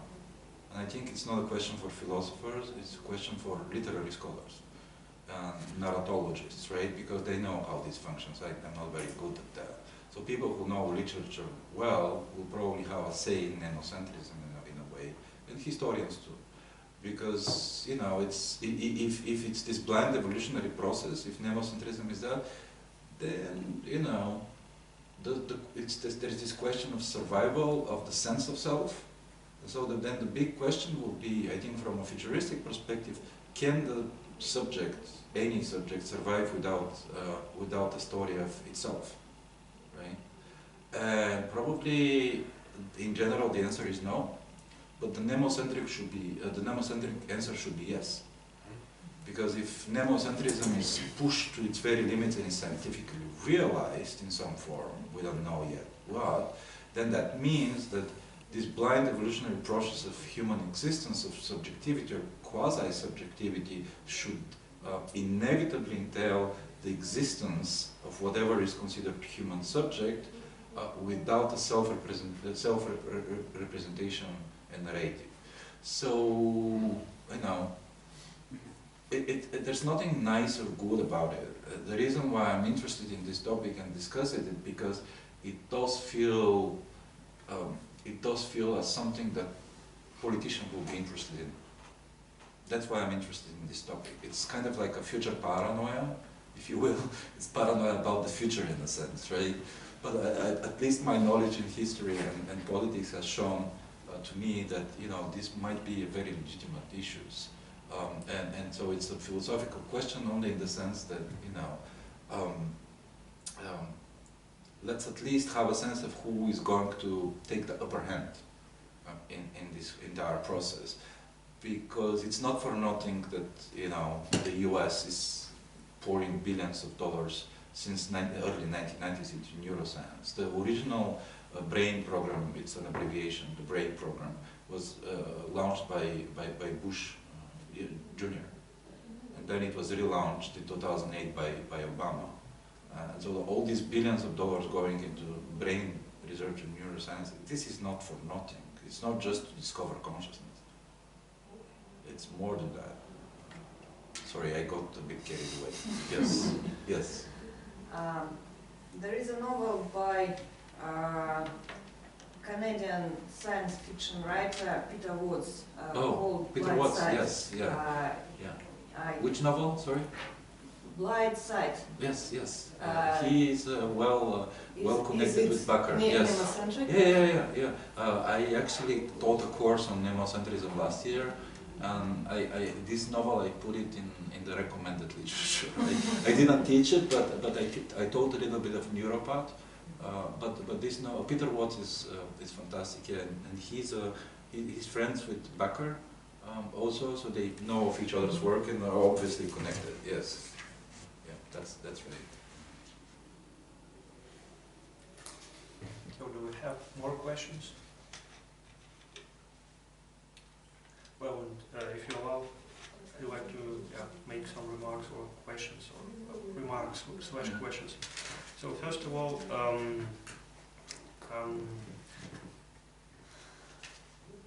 I do not really agree with the terminology and the concepts of illusion. So Metzinger seems to have built, well, his entire theory on this preposition or presupposition or whatever. So that so if there is no such thing as consciousness, like so that we cannot really grasp it or something like that, it's an illusion, and so it ultimately does not exist. But well, it seems to be untenable, at least to me, because it doesn't follow that if there is no like such a thing as consciousness, there is nothing like consciousness. So it's not a thing, it's not a rigid thing, it's a process, and still, so we can measure it, we can like have the objective access to it, and so you've you started your talk with the statement that the subject cannot be extracted from the universe. It's like an objective fact that there are some creatures that have such a quality as being conscious. So it might not be like the ultimate level of reality. So if we use Platonic terminology, so so it's not like the reality in itself, it's the most fundamental layer of reality, but still there is such a thing as consciousness, and we cannot just like say it's an illusion, because, well, if we compare it to some like visual illusions, I don't know, some mirage or something like that, it's completely different. And so in a way, of course, we should not try to reify the consciousness as just like one thing among another, among others, I don't know, as a chair or whatever, like material object. So it has some material grounding, of course. No one denies that. Well, at least most of philosophers do not deny that nowadays. But anyway, so it's not nothing. So in this way, I don't see like this argument like to be logically valid. So another point is that you mentioned that this is a kind of purely descriptive approach, or attempt to build a theory. So by Metzinger, well, mostly by Metzinger. So he's kind of trying to do scientific work and describe the way like how the world is. But still, I also think that we cannot just get rid of the normative level or normative side to this theory, because, well, it concerns like persons, and persons, well, have interests, they have like, yeah, even values. And so self-preservation, for instance, yeah, it all is, well, strictly interwoven. And if we try to access and describe, well, the domain of persons, or I don't know, the domain of subject or whatever, so people, let's say people, yeah, bodies with consciousness, well, at least like at the first glance. It would be, I think, just, well, a big mistake to try to just like neutralize the values and this normative stance. Well, it's one side. And another side, so even if we agree that the theory is entirely descriptive, still, so if it gets spread and, well, gets widely accepted, it's going to have some practical or normative consequences. So imagine someone would, so some, I don't know, crazy guy would say, well, when, so if there is nobody, literally, yeah, so as long as the theory states it or tries to prove, then, I don't know, homicide would be allowed, because, well, I wouldn't literally kill anybody for instance. Yeah, so if there is nobody, so the values would not be like even a problem or an issue here. So why not just like kill the entire of humanity? I don't know, half of humanity. It's also an ethical question. Yeah. Yeah, for instance, and also if we do not go like to this extreme, so anyway, so I'm as a reader, so imagine, so I read this and I would be probably forced to entirely reconsider or revise like my self-understanding, or well, my understanding of yeah, myself seems to be quite hard to just avoid this word. Self, I mean.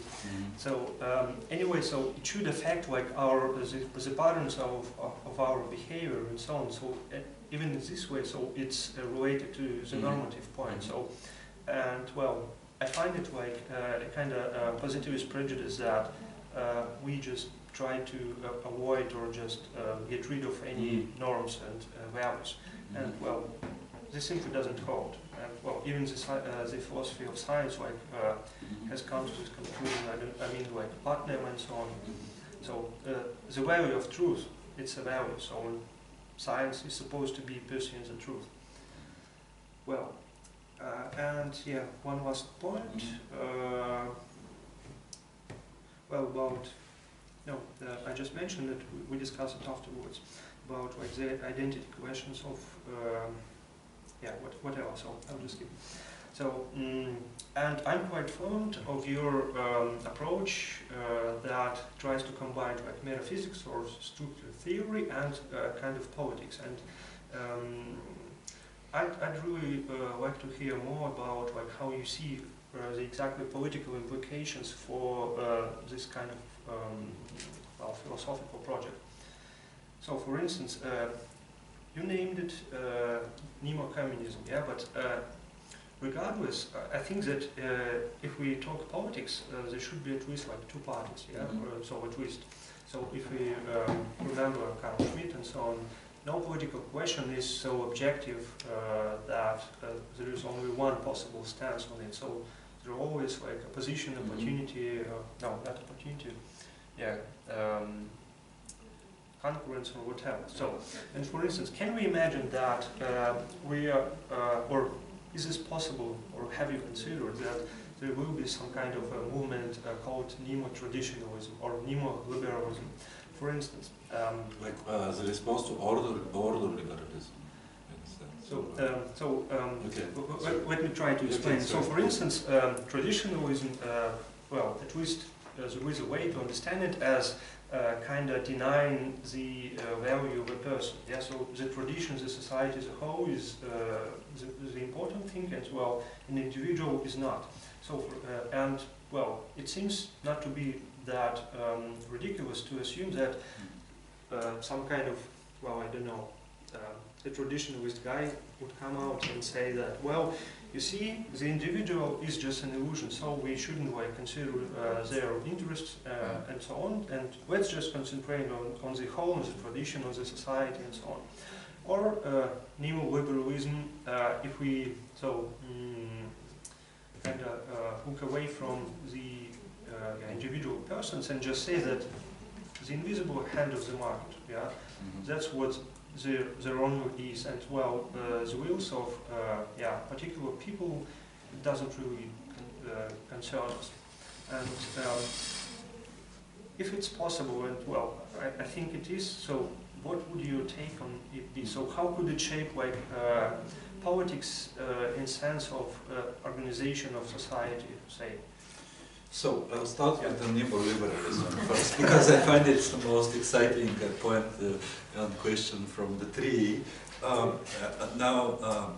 Neoliberalism, as opposed to something like neo-communism, would be the exact same replica of what liberalism is nowadays. I don't think it will differ in any way, because anyway, liberals are very much aware of the illusion of selfhood, especially among class lines. So it's it's the liberals who understand very well how slavery works. In the initial phase of liberalism, they all supported it, right? So it implies that even the classics of liberalism know very well what is the human will, and how can they govern it, right? So on this account, I would say that neoliberalism will just be, I don't know, neoliberalism in a sense. I don't know, but how neo-restorationist liberalism in a sense, right? Because to say something like neoliberalism would be practically to, I don't know, to override the whole idea of nemocentrism in a sense, right?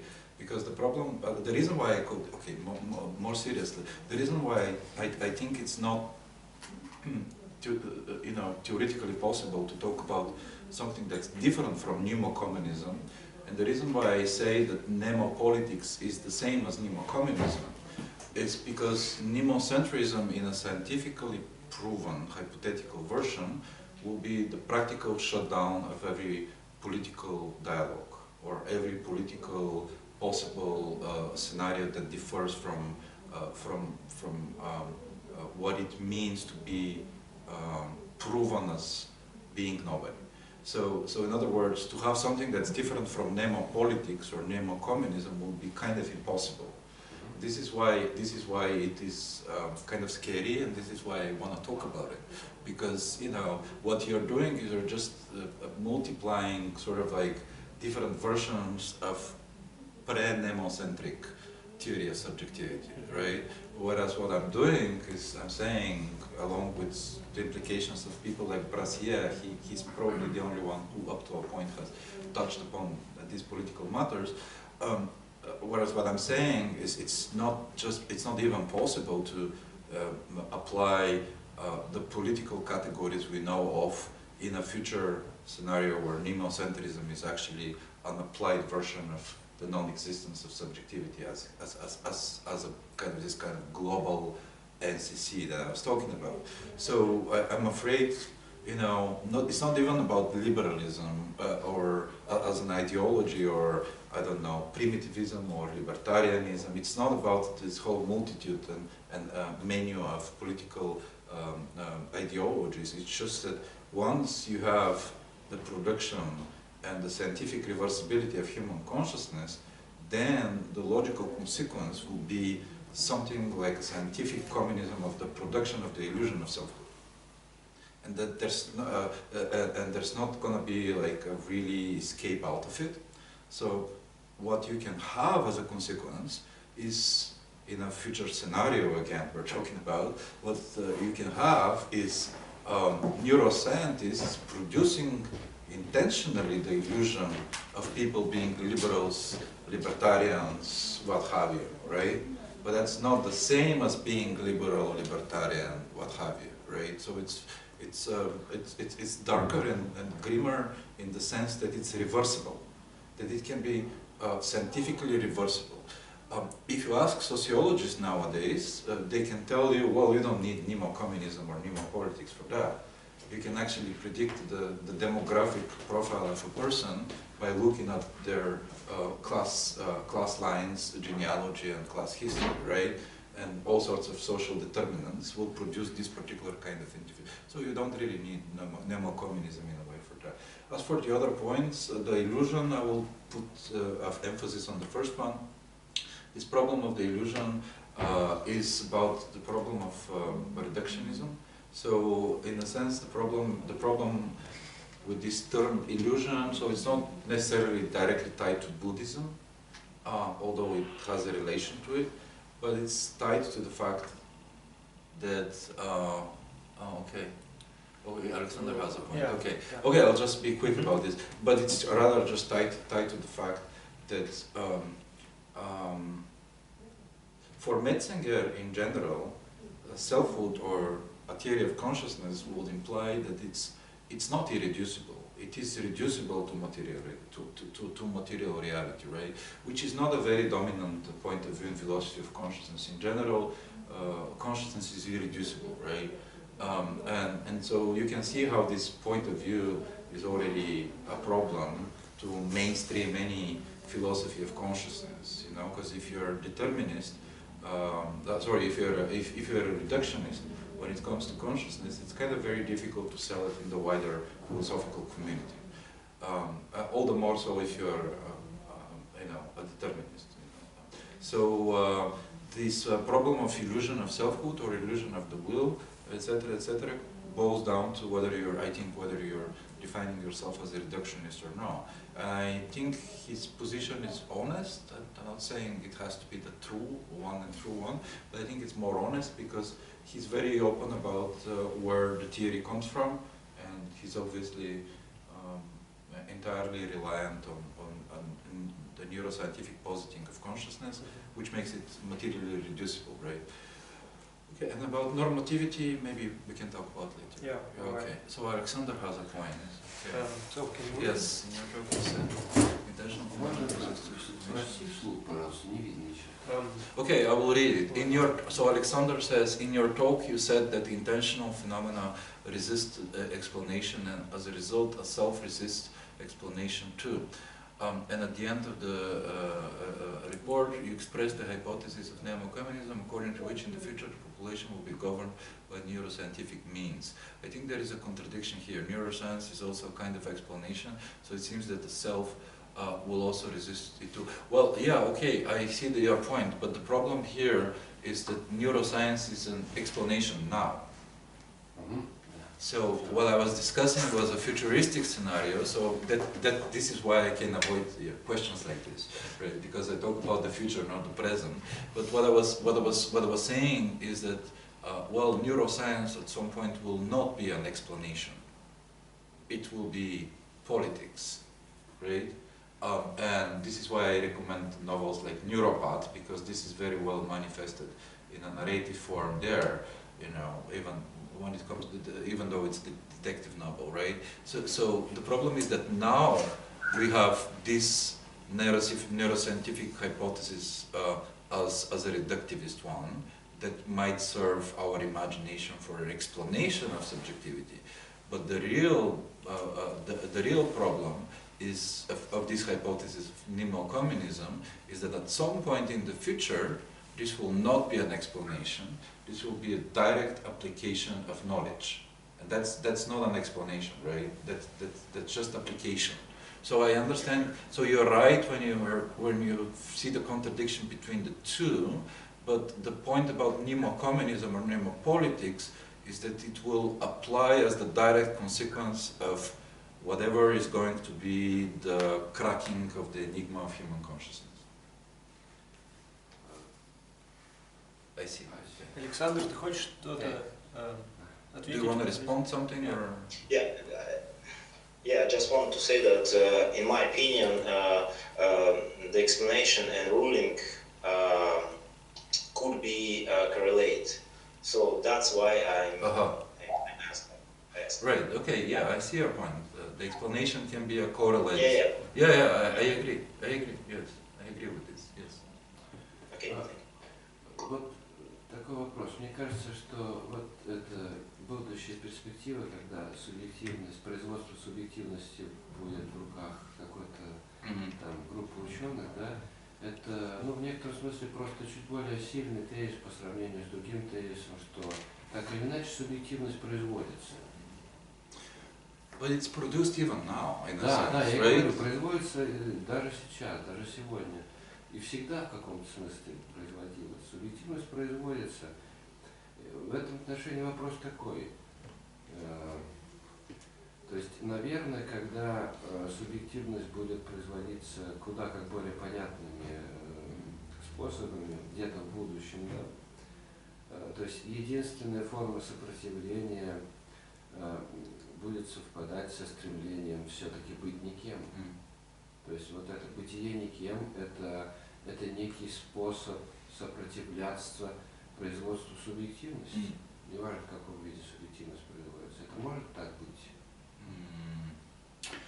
I think in a hypothetical world and scenario, the idea of resistance in theory shouldn't even be possible, which is why it should exist, right? Because so this is again, it sounds like a logical contradiction, but the point is that if now we live in a world where the dominant idea of selfhood and personhood is that it's arbitrary and contingent, because now this is the dominant theory of subjectivity.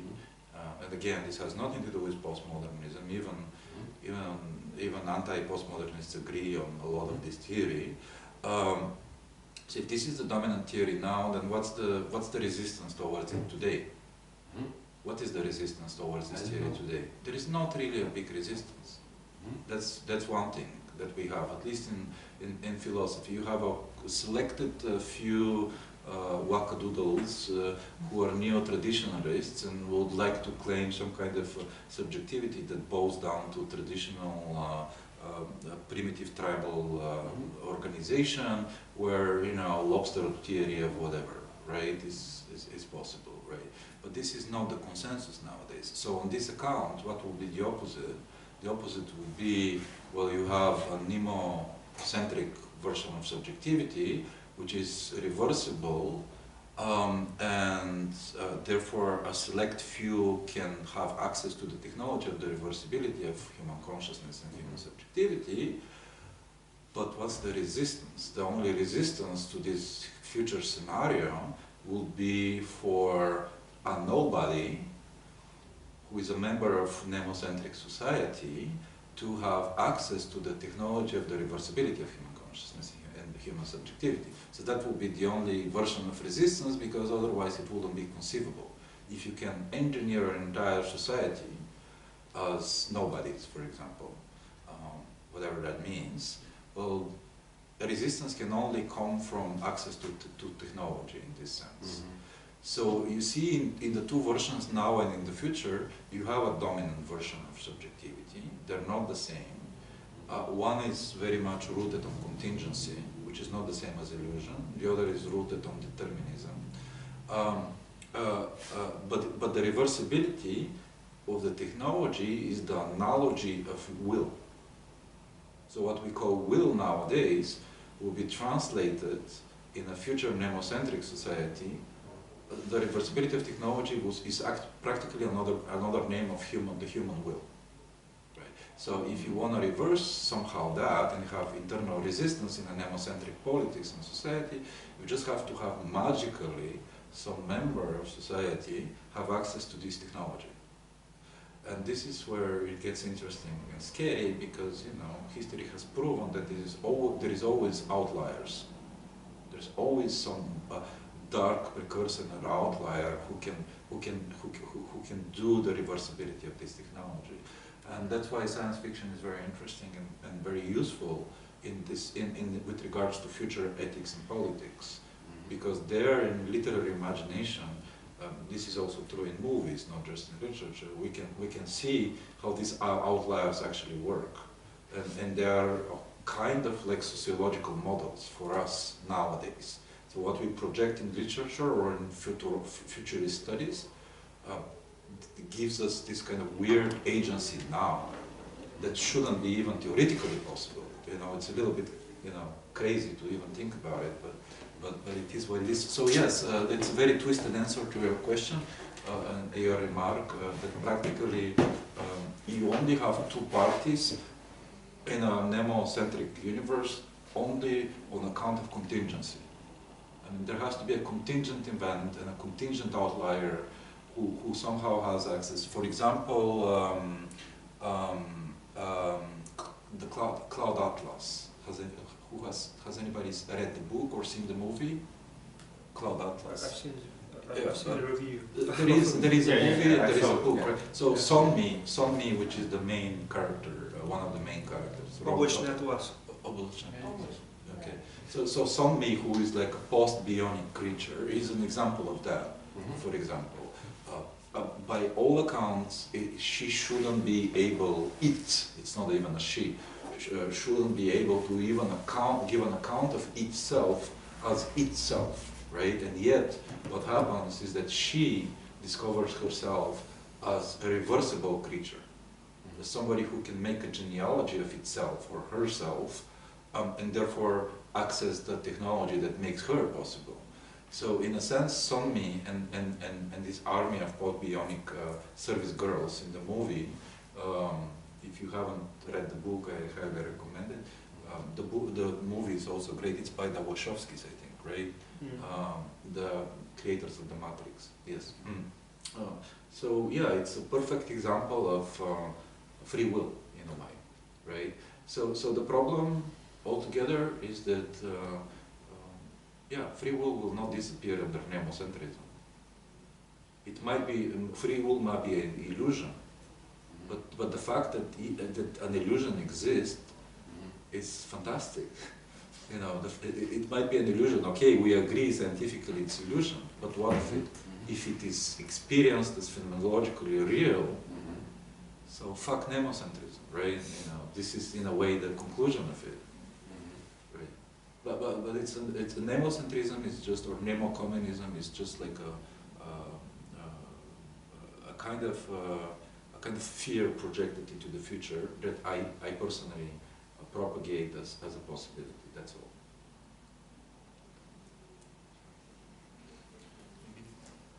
Yeah. So if you have no more questions,